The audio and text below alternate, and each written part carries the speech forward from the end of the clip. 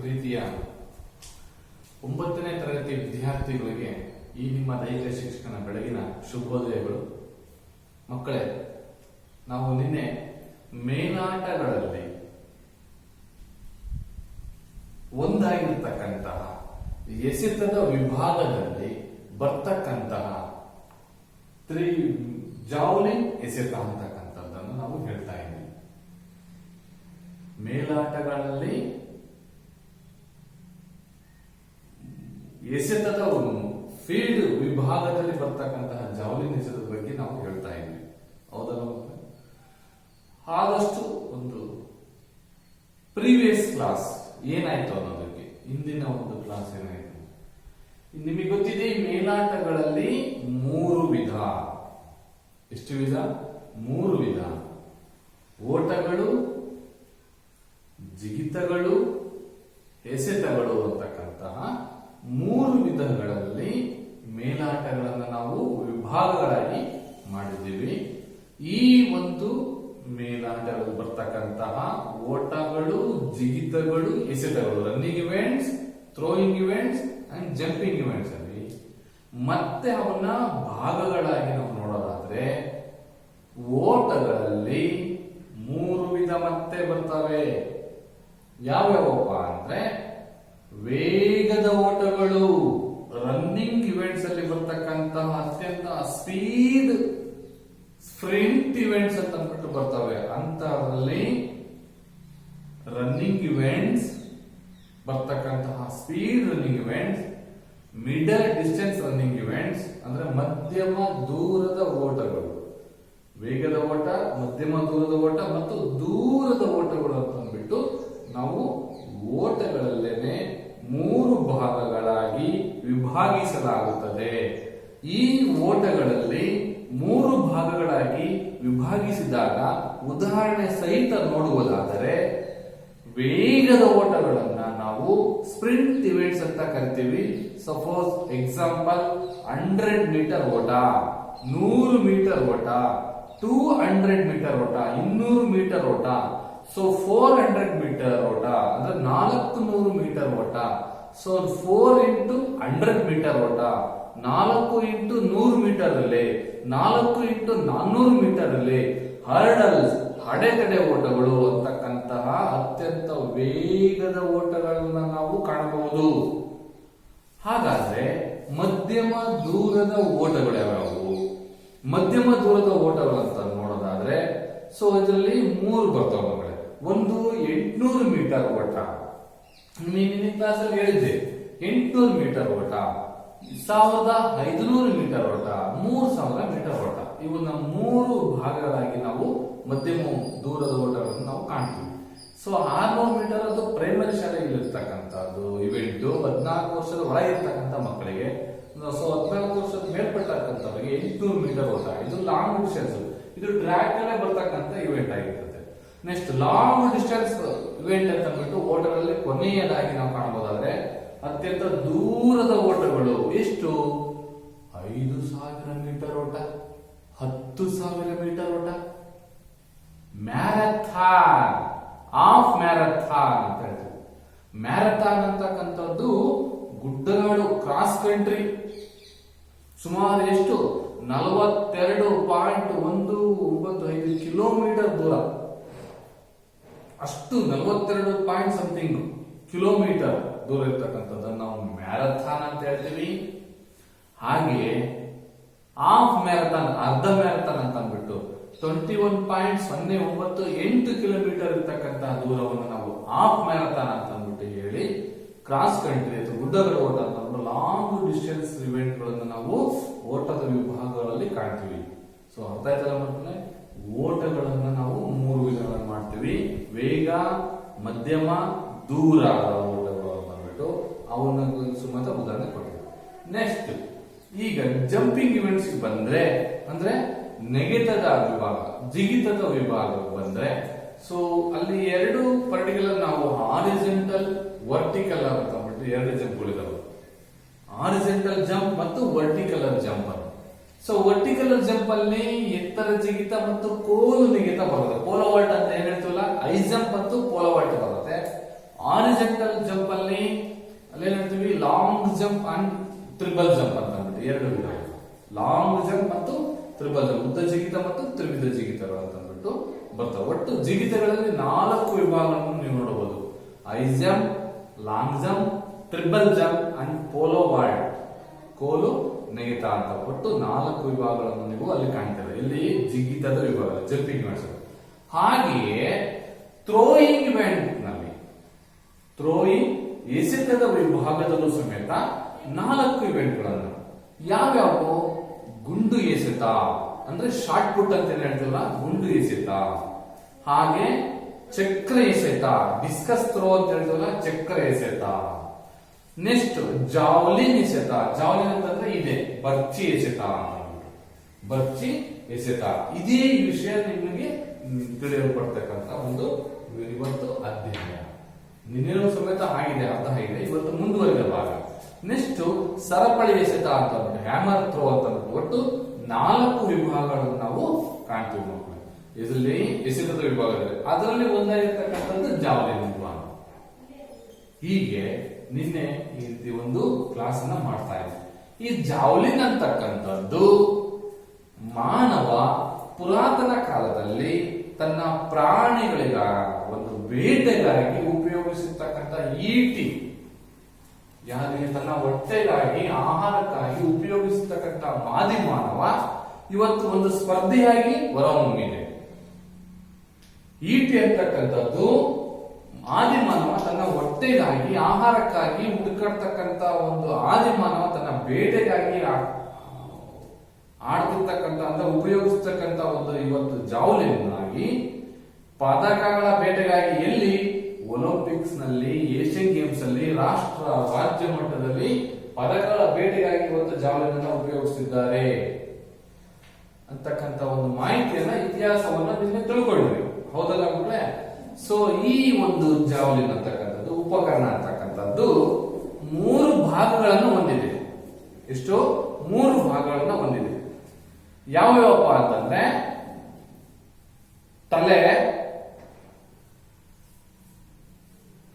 Next ಕಾಂಡ ಅಂದ್ರೆ ಇದೆ ಹಗ್ಗದ ಹಿಡಿ,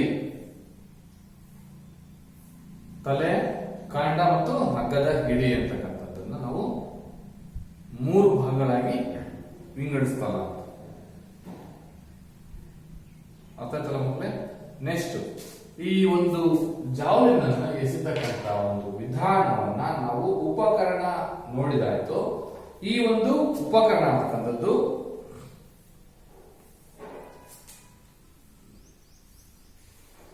ಗುರುತ್ವಾಕರ್ಷಣ ಇರ್ತಕ್ಕಂಥ ಒಂದು ಮಧ್ಯ ಬಿಂದುವಿನಲ್ಲಿ ಹಿಡಿದಾಗುತ್ತೆ. ಗುರುತ್ವಾಕರ್ಷಣ ನೋಡಿ, ತಲೆ ಇದೆ, ಹಗ್ಗದ ಹಿಡಿ ಇದೆ, ಕಾಂಡ ಇದೆ. ಗುರುತ್ವಾಕರ್ಷಣ ಅಂತಂದ್ರೆ ಸೊ ಇದು ಸೆಂಟ್ರಲ್ ಅಲ್ಲಿ ನಾವು ಹಗ್ಗದ ಗ್ರಿಪ್ ಅನ್ನ ಹಿಡ್ಕೊಂತೀವಿ. ಕಾರಣ ಇದು ಥ್ರೋ ಎಸ್ತರೆ ಯಾವ ತರ, ಈ ತರ ಹಿಂಗೆ ಗ್ರಿಪ್. ಯಾವ ಗ್ರಿಪ್? ಇಲ್ಲಿ 2 ಗ್ರಿಪ್ ಇದೆ. ಒಂದು ಪೆನ್ ಗ್ರಿಪ್ ಇದೆ, ಇನ್ನೊಂದು ಓಲ್ಡ್ ಗ್ರಿಪ್. ಈ ತರ ಇರ್ತಕ್ಕಂಥ ಒಂದು ಓಲ್ಡ್ ಗ್ರಿಪ್ ಇದೆ. ಸೊ 2 ರೀತಿಯಲ್ಲಿ ಇರ್ತಕ್ಕಂಥ ಒಂದು ಮಾಹಿತಿ ಇದು. ಸೊ ಹೆಂಗೆ 30 ರಿಂದ 36.5 ಮೀಟರ್ ಉದ್ದ ಇರ್ತಕ್ಕಂಥ ರನ್ವೇ ಓಡುವ ಮಾರ್ಗ.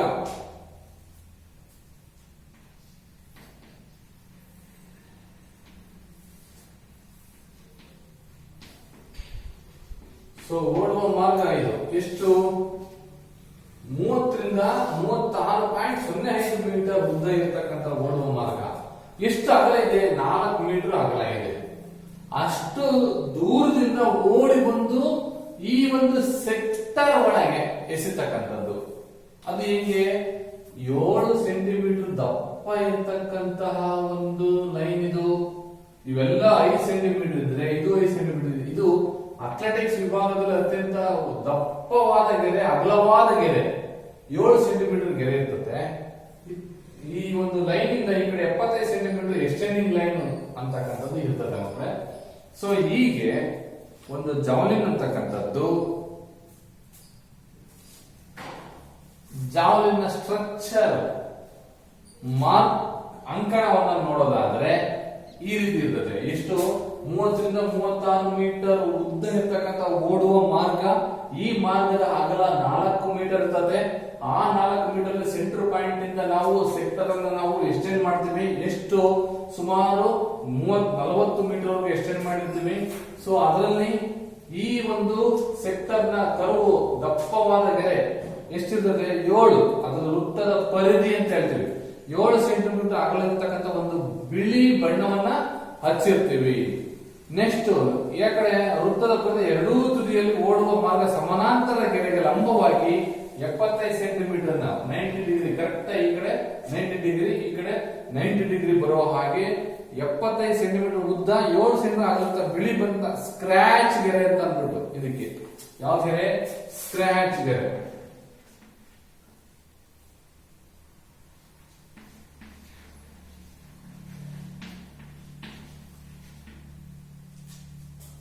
ಸ್ಕ್ರಾಚ್ ಗೆರೆಯನ್ನ ನಾವು ಹಾಕಿರ್ತೀವಿ. ಇದು ಅಂಕಣದ ಒಂದು ವಿವರ, ಅಂಕಣದ ಒಂದು ಅಳತೆ. ಎಷ್ಟು? 4 ಮೀಟರ್ ಅಗಲ ಇರ್ತಕ್ಕಂಥ ಓಡುವ ಮಾರ್ಗ 30 ರಿಂದ 36.5 ಮೀಟರ್ ಉದ್ದ ಇರ್ತದೆ. ಅಲ್ಲಿ ಸ್ಕ್ರಾಚ್ ಗೆರೆ ಅಂತ ಎಂತಕ್ಕಂಥದ್ದು 75 ಸೆಂಟಿಮೀಟರ್ ಹೊರಗೆ ಲಂಬವಾಗಿರ್ತಕ್ಕಂಥದ್ದು ಈ ಒಂದು ಓಡುವ ಭಾಗಕ್ಕೆ. ಆದ್ರೆ ಇದು 7 ಸೆಂಟಿಮೀಟರ್ ದಪ್ಪ ಇರ್ತದೆ, 7 ಸೆಂಟಿಮೀಟರ್ ಅಗಲ ಇರ್ತಕ್ಕಂಥದ್ದು. ಈ ಸೆಕ್ಟರ್ ಗೆ ನಾವೇನ್ ಮಾಡ್ತೀವಿ? ಸೊ ಹೀಗೆ 10, 20, 30, 40 ಮೀಟರ್ ಅಂತ ಅಂದ್ಬಿಟ್ಟು ನಾವೇನ್ ಮಾಡ್ತೀವಿ ಹಿಂಗೆ.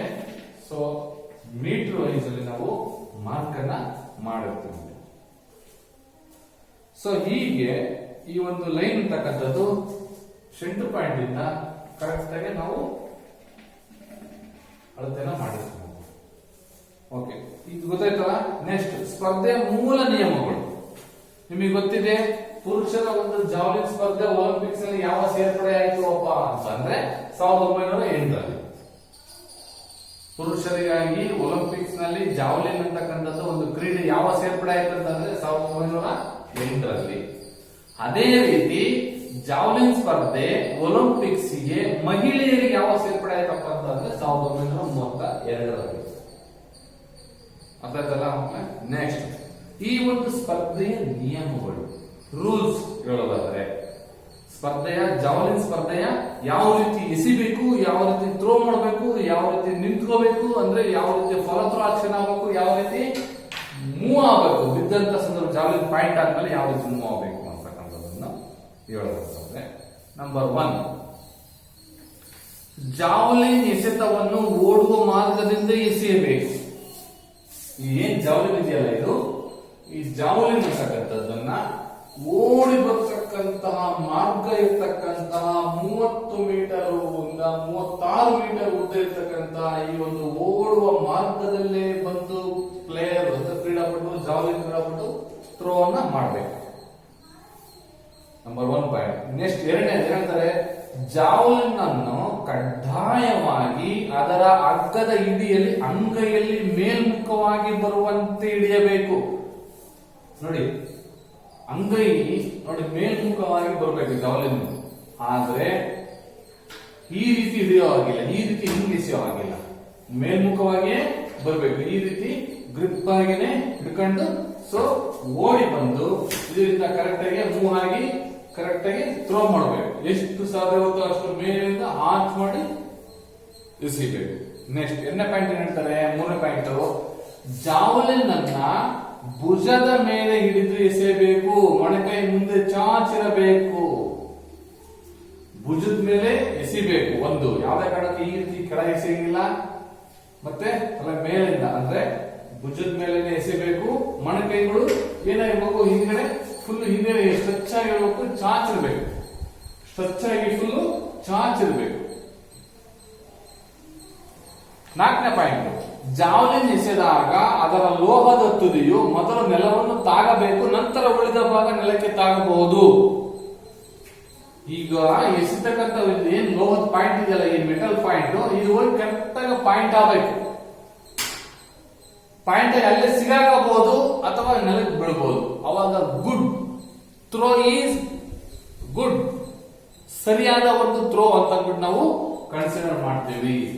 ಅಕಸ್ಮಾತ್ ಈ ಮೆಟಲ್ ಅಂದ್ರೆ ತಲೆಭಾಗ ಬಿಟ್ಟು ಎಗ್ಗದ ಹಿಡಿ ಅಥವಾ ಫಸ್ಟ್ ಇದು ಕಾಂಡನ ಬಿತ್ತು ಅಂತಂದ್ರೆ ಎಗ್ಗದ ಹಿಡಿ ಅಥವಾ ಕಾಂಡನ ಬಿತ್ತು ಅಂತ ಹಿಂದ್ಗಡೆ ಬಿತ್ತು ಅಂದ್ರೆ ಫೋಲ್ ಅಂತ ಅಂದ್ಬಿಟ್ಟು ನಾವು ಪಾಯಿಂಟ್ ಆಗಲಿಲ್ಲ ಅಂತ ನಾವು ಕನ್ಸಿಡರ್ ಮಾಡ್ತೀವಿ.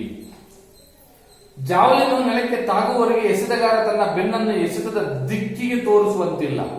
ಇನ್ನೇನು ಹಿಂಗೆ ಜಾವಲಿನ ಇಲ್ಲಿಂದ ಓಡಿ ಬಂದು ಥ್ರೋ ಮಾಡಿ ಎಸ್ತಾದ್ಮೇಲೆ ಸೊ ಅದು ಪಾಯಿಂಟ್ ಆಗೋವರೆಗೂ ಇದೇ ಪೊಸಿಷನ್ ಇರಬೇಕು.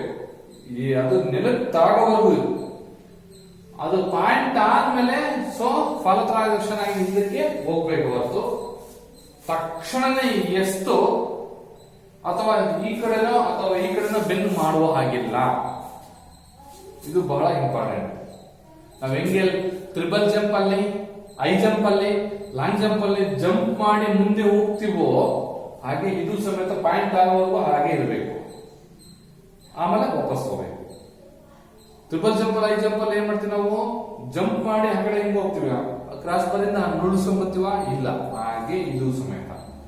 ನೆಕ್ಸ್ಟ್, ಜಾವಲಿನ್ ತುದಿಯು ಗುರುತು ಸೆಕ್ಟರ್ ನ ಗೆರೆಗಳ ಒಳಗೆ ಬೀಳಬೇಕು. ಎಷ್ಟೇ ದೂರ ಎಸ್ತಿರ್ಲಿ, ಅವನು ಲಾಂಗ್ ಎಸ್ತಿರ್ಲಿ, ಎಷ್ಟು ದೂರ ಎಸೆರ್ಲಿ, ಇಷ್ಟು ದೂರ ಎಸೆರ್ಲಿ, ಇದ್ರ ಗೆರೆಯಿಂದ ಈ ಸೆಕ್ಟರ್ ಇಂದ ಒಳಗೆ ಬೀಳಬೇಕು. ಗುಡ್. ಅದೇ ದೂರ ಎಸ್ತಿರ್ತಾರಪ್ಪ, ಕಡೆಗೆ ಹೋಗಿ ಬಿತ್ತು, ಸೆಕ್ಟರ್ ಹೊರಗಿತ್ತು ಅಥವಾ ಈ ಕಡೆ ಎಲ್ಲೋ ಹೊರಗಿತ್ತು, ತಪ್ಪು, ಫೋಲ್ ಅಂತ ನಾವು ಕನ್ಸಿಡರ್ ಮಾಡ್ತೀವಿ. ಈ ಎಸೆತದ ಜಾವಲಿನ್ನು ನೆಲಕ್ಕೆ ತಾಗುವವರೆಗೆ ಓಡುವ ಮಾರ್ಗವನ್ನು ಬಿಡುವಂತಿಲ್ಲ ಕ್ರೀಡಾಪಟು. ಎಸೆತದ ಜಾವಲಿನ್ ನೆಲಕ್ಕೆ ತಾಗದ ನಂತರನೇ ಓಡುವ ಮಾರ್ಗವನ್ನ ಬಿಡಬೇಕು. ಎಸೆತದ ಜಾವಲಿನ್ ನೆಲಕ್ಕೆ ತಾಗುವವರೆಗೆ ಓಡುವ ಮಾರ್ಗ ಬಿಡುವಂತಿಲ್ಲ. ಜೊತೆಗೆ ಜಾವಲಿನ್ ಎಸೆದ ನಂತರ ಹೊರಗೆ ಹೋಗುವಾಗ ಬಿಳಿಯ ಅಡ್ಡಗೆರೆಯನ್ನು ಮುಟ್ಟದೆ ಆ ಗೆರೆಯ ಹಿಂಭಾಗದಲ್ಲಿ ವೃತ್ತದ ಹೊರಗೆ ಕಾಲಿಟ್ಟು ಬರಬೇಕು. ಈ ಗೆರೆಯನ್ನು ಯಾವುದೇ ಕಾರಣ ತುಳಿಬಾರದು. ಈ ದಪ್ಪವಾದ 7 ಸೆಂಟಿಮೀಟರ್ ಗೆರೆ ತುಳಿದ್ರೆ ಫೋಲ್ ಅಂತ ಅಂದ್ಬಿಟ್ಟು ಕನ್ಸಿಡರ್ ಮಾಡೋದು. ತಪ್ಪು, ಒಂದು ಥ್ರೋ ಅಂತಕ್ಕಂಥದ್ದು ತಪ್ಪಾಗುತ್ತೆ. ಯಾವುದೇ ಕಾರಣಕ್ಕೂ ತುಳಿದ ಹಾಗೆ ಹಿಂಗಡೆ ಬರಬೇಕು.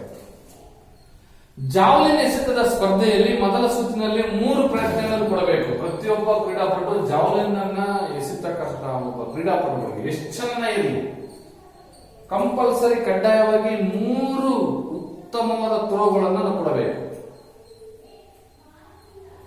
ಸರಿನಾ ತಪ್ಪು, ಅವ್ರು ಫೋಲ್ ಮಾಡ್ತಾರೆ, ಏನ್ ಮಾಡ್ತಾರೆ, ಫಸ್ಟ್ 3 ಚಾನ್ಸ್ ಕೊಡಬೇಕು. ಮೂರು ತಪ್ಪು ಮಾಡಿದ್ರೆ ಅಂತಂದ್ರೆ ಅವ್ನು ಡಿಸ್ಕ್ವಾಲಿಫೈ, ಆ ಸ್ಪರ್ಧೆಯಿಂದ ಹೊರಗುಳಿತಾರಂತ.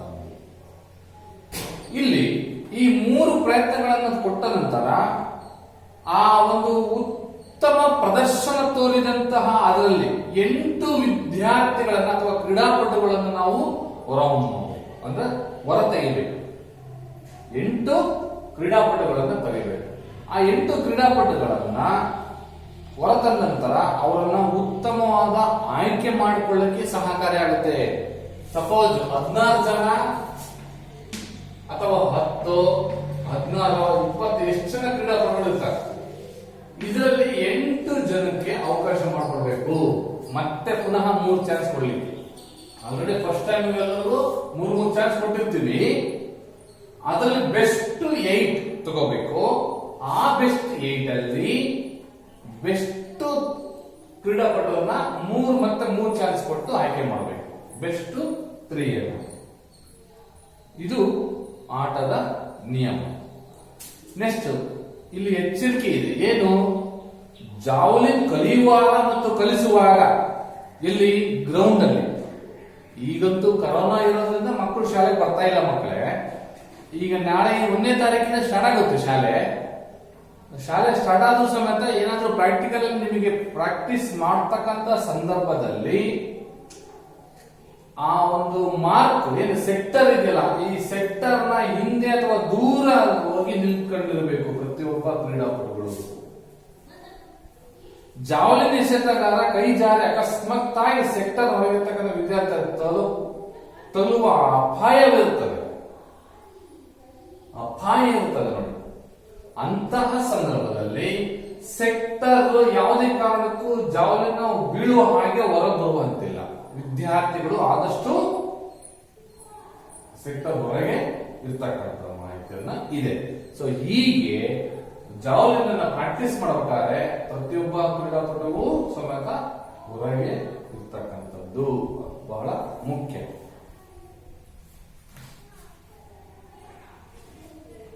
ಈ ಫಾಲ್ಸ್ ಇದಾವೆ, ಅಕ್ರಮಗಳು. ಜಾವಲಿನ್ ಎಸೆತದ ಓಡುವ ಮಾರ್ಗದ ಹೊರಗಡೆಯಿಂದ ಓಡಿ ಬಂದರೆ ತಪ್ಪು. ಜಾವಲಿನ್ ಅನ್ನ ಎಸಿಬೇಕಾದ್ರೆ ಈ 30ರಿಂದ 36 ಮೀಟರ್ ಹೊರಗೆ ದೂರದಿಂದ ಬಂದು ಹಿಂಗ ಅಡ್ಡ ಬಂದು ಅಥವಾ ಈ ಕಡೆ ಅಡ್ಡ ಬಂದು ಎಸೆದರೆ ತಪ್ಪು.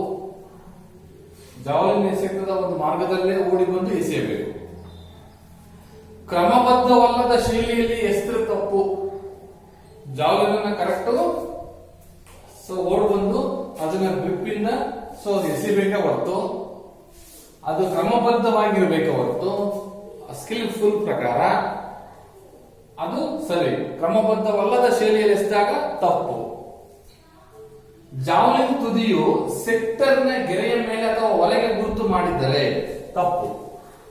ಜಾವಲಿನ್ ಗುರುತು ನೋಡಿ, ಈ ಗೆರೆಯ ಮೇಲೆ ಅಥವಾ ಒಳಗೆ ಗುರುತು ಮಾಡಿದರೆ ತಪ್ಪು. ಫೌಲ್ ಅಂತ ಕನ್ಸಿಡರ್ ಮಾಡ್ತಾರೆ. ಓಡುವ ಮಾರ್ಗ ಅಥವಾ ವೃತ್ತದ ಪರದೆ ಗೆರೆಯನ್ನು ದೇಹದ ಯಾವುದೇ ಭಾಗದಿಂದ ಎಸೆಯಲು ಪ್ರಾರಂಭಿಸಿದ ಮೇಲೆ ಮುಟ್ಟಿದರೆ, ಸರ್ ನಾವು ಓಡಿ ಬಂದು ಥ್ರೋ ಮಾಡಿದ್ವಿ ಸರ್, ಇಲ್ಲಿಂದ ಓಡಿ ಬಂದು ಥ್ರೋ ಮಾಡ್ತಾನೆ. ಥ್ರೋ ಮಾಡಿದಾದ್ಮೇಲೆ ಬ್ಯಾಲೆನ್ಸ್ ತಡಿಲಾಗದೆ ತನ್ನ ಬಾಡಿಯ ಒಂದು ದೇಹ ಅಥವಾ ಕಾಲು ಮುಟ್ಟಲ್ಲ, ಕೈ ಊರಿದೆ ಸರ್. ಯಾವ್ದ ಮೇಲೆ? ಈ ಗೆರೆ ಮೇಲೆ 7 ಸೆಂಟಿಮೀಟರ್ ಗೆರೆ ಮೇಲೆ ಕೈ ಊರಿದೆ, ತಪ್ಪು. ಮುಟ್ಟುವ ಆಗಿಲ್ಲ. ತುಳಿಯೋಬಾರ್ದಂತಂದ್ರೆ ಮುಟ್ಟೋದೇ ಇಲ್ಲ. ಸೊ ಈ ರೀತಿ ಜಾವಲಿನ್ ಎಸೆಯಬೇಕಾದ್ರೆ ಈ ದಪ್ಪವಾದ 5 ಸೆಂಟಿಮೀಟರ್ 7 ಸೆಂಟಿಮೀಟರ್ ಗೆರೆಯನ್ನ ತುಳಿಯಬಾರದು. ನೆಕ್ಸ್ಟ್, ಜಾವಲಿನ್ ಎಸೆದ ನಂತರ ಉಪಕರಣ ನೆಲಕ್ಕೆ ತಾಗುವ ಮುಂಚೆ ಓಡುವ ಮಾರ್ಗವನ್ನು ಬಿಟ್ಟಾಗಲೂ ಸಮೇತ ಫೌಲ್. ಇನ್ನ ಏರಲೇ ಇದೆ, ಗಾಳಿಯಲ್ಲಿ ತೇಲ್ತಾ ಇದೆ ಜಾವಲಿನ್, ಈ ಸೆಕ್ಟರ್ ಬಿಟ್ಟು ಹೊರಗೆ ಹೋದ್ರೆ ಫೌಲ್. ಸೊ ಆ ದೃಷ್ಟಿಯಿಂದ ಸೆಕ್ಟರ್ ಒಳಗೆ ಇರಬೇಕು, ಲೈನ್ ಅಲ್ಲಿ ನೋಡ್ತಲೇ ಇರಬೇಕು. ಸೊ ಹೀಗೆ ಪುರುಷರಿಗೆ ಇಲ್ಲಿ ಜಾವಲಿನ್ ಸಪರೇಟ್ ಇದೆ ಮಕ್ಕಳೇ, ಮಹಿಳೆಯರಿಗೆ ಸಪರೇಟ್ ಆದಂತಹ ಜಾವಲಿನ್ ಇದೆ. ಆ ಗಾತ್ರವನ್ನ ನೋಡೋದಾದ್ರೆ ಪುರುಷರಿಗೆ ಮತ್ತು ಮಹಿಳೆಯರಿಗೆ ಗಾತ್ರವನ್ನ ನೋಡೋದಾದ್ರೆ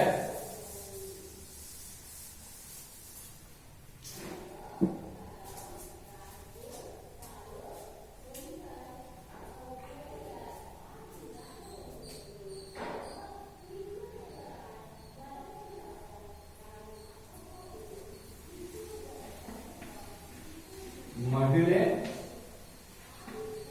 ಕಿರಿಯ ಬಾಲಕರಿಗೆ ತೂಕ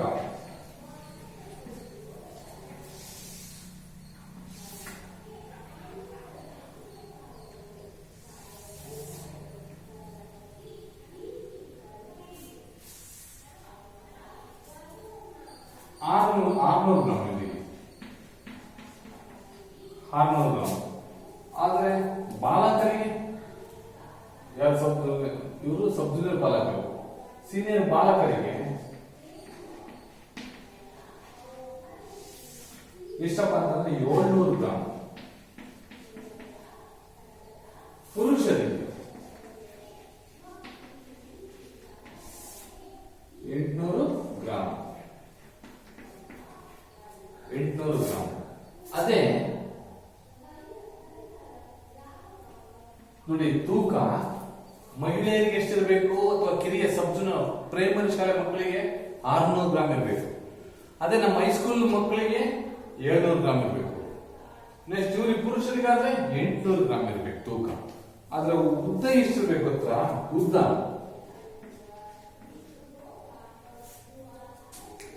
ಉದ್ದ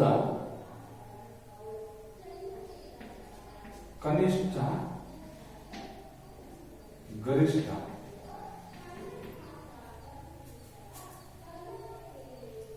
ಮಹಿಳೆಯರಿಗೆ 2.202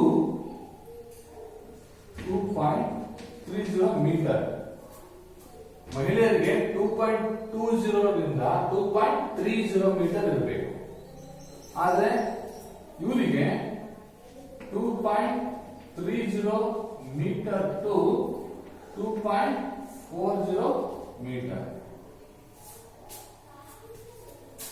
ಇವರಿಗೆ 2.60 ಮೀಟರ್ ಟು 2.70 ಮೀಟರ್.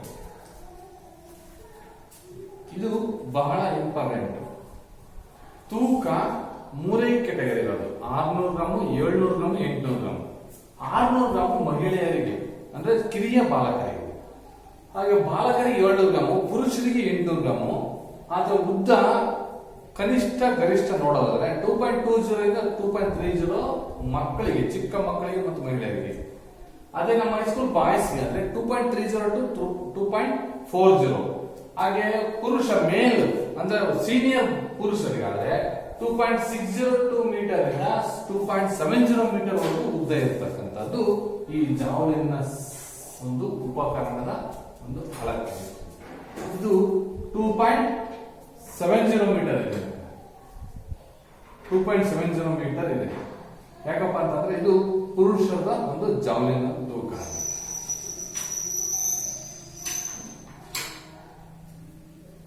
ಓಕೆ, ಈಗ ಇಷ್ಟು ಮೇಲಾಟದಲ್ಲಿ ಬರ್ತಕ್ಕಂತಹ ಜಾವಲಿನ್ ವಿಭಾಗಕ್ಕೆ ಅಂದ್ರೆ ಎಸೆತದ ವಿಭಾಗದಲ್ಲಿ ಬರ್ತಕ್ಕಂತಹ ಅಂಕಣ, ಇತಿಹಾಸ ಮತ್ತು ವಿವಿಧ ಭಾಗಗಳು ಹಾಗೂ ವಿವಿಧ ರೀತಿಯ ಮಹಿಳಾ ಮತ್ತು ಪುರುಷರಿಗಿರ್ತಕ್ಕಂಥ ಜಾವಲಿನ್ ತೂಕ, ಗರಿಷ್ಠ ತೂಕ ಮಾಹಿತಿ ಅರ್ಥ ಆಯ್ತಲ್ಲ ಮಕ್ಕಳೇ?